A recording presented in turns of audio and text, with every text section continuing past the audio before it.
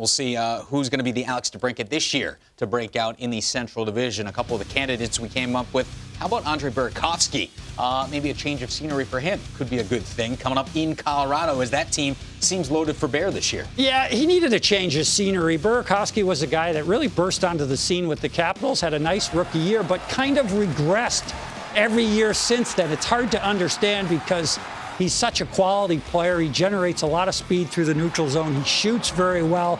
It just never really came together for him. Verona passed him up last year. That was probably the signal for the end of his time in Washington. Now he moves on to Colorado, where he'll get a chance to play with a quality center, I believe, all season long. Something that didn't always happen for him, to be fair to him in Washington. As you see him right there, he's going to be, or at least start the year, with Kadri and Donskoy. And that's going to be a brand new line for the Colorado Avalanche. Kadri's just a better centerman than we give him credit for. I think Burakovsky has the potential to get back on track for what we thought for this guy when he was initially drafted by the Washington Capitals. And that is a guy that can crest 50 points on a consistent basis. All right, speaking of guys getting a chance, Ryan Donato seems like he's going to get that chance with the Minnesota Wild, traded in that end-of-the-year deal with Charlie Coyle for the Boston Bruins. This was a guy who couldn't really crack the Boston lineup up and down between Boston and Providence, but in the time that we saw him play in Minnesota, he almost a point-per-game guy there. Yeah, he really did a nice job for Minnesota. 16 points in 22 games. That's pretty darn strong. Had a little bit of the similar problem that he had in Boston, though, right? Boston very strong on the left side. He's forced to play the right side, never really caught on. Kind of the same deal in Minnesota, but he got more opportunity. Zucker, Parise, Jordan Greenway is another guy on the left side, and of course, Foligno. So he's going to be forced over to that right side. He's going to probably play with either Cunnin or Joel Eriksson Ek.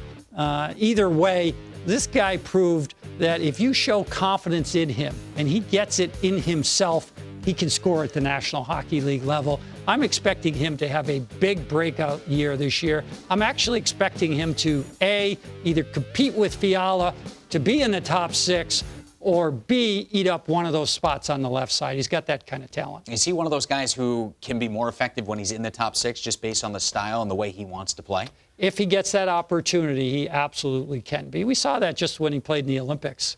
His shot was such a weapon for the U.S. team. He certainly had it at Harvard. He showed it at times last year, although he didn't score as much as I thought he would, but he generated a lot of points. I think ultimately he's going to score a lot more goals than people realize at the National Hockey League level. All right, in that division and in the entire NHL, the team everybody's looking at is the team with the bullseye on their back right now, the defending Stanley Cup champs, the St. Louis Blues. Robert Thomas, 70 games last year. Ended pretty good his rookie season, right? Winning the Stanley Cup. So what do you expect for Robert Thomas coming up this go-around, already having all that playoff experience under his belt? Yeah, last year was just kind of that sheltered year that we talk about sometimes with young players. He made the transition probably quicker than St. Louis anticipated, playing 70 games last year in just the regular season for St. Louis. But when they needed a huge goal, like this overtime goal right here by Patrick Maroon, who made the play, Robert Thomas, off the wall, set play, basically leaves Klingberg's cup in the corner, we'll say nicely, and that was it for the Dallas Stars, who were oh so close. Robert Thomas is a young guy that plays with a lot of confidence, a lot of swagger. He has the resume to back up being a high-point producer in this league. I think he gets to it this year in a big way. I wouldn't be surprised to see him get top 6 minutes at different times, maybe with O'Reilly, maybe potentially with Shen at different times, but he's got the skill. He's on the cusp. He doesn't need to be sheltered this year like he did in the regular season last year, and he didn't need it in the playoffs, just for the record. All right, this next guy, I hope he breaks out just so we can say his name more. It's a great name to say. Roope Hintz. It is Love a great name. It's fun. Roope. Roope. He's a pretty darn good player, too. One of those talented defensemen there on the Dallas back end. Young and talented seems to be a theme there. This is one of those guys. Yeah, and at just 22 years old, I know he'll be 23 in November, but at 22, the sky is the limit for him. Dallas needed somebody to emerge. It was him last year. He came up in a big way. Yes, I know he was injured, so he split his time between Texas and the AHL and Dallas, but the fact of the matter is he built off of that 9-goal, 22-point season in 58 games in the regular season, came in and was a dominant force for Dallas in the playoffs. I expect him to pick up right where he left off.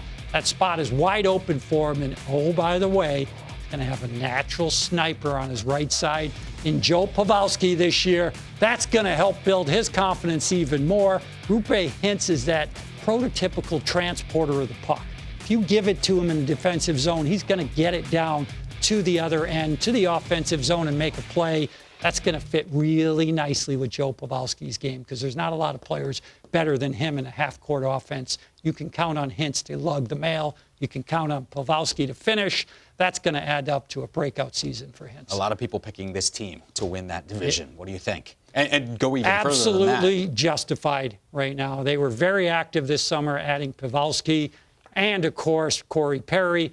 But more than anything, that D-core is going to have another year of playing together. Miro Heiskanen, he's shown already what he's going to be, which is dynamite. He's going to be a top 10 defenseman in this league before the end of next year. In my opinion, he's got that type of skill. I am very high on the Dallas. If Jamie Benn puts together from the first game of the season, look out for the Dallas Stars. Yikes, here we go. One of the teams he had it going in the playoffs. Don't get me wrong. Yep. He was dominant, but his regular season, not quite up to his standards he's set for himself. And another season like Ben Bishop had last year wouldn't hurt either.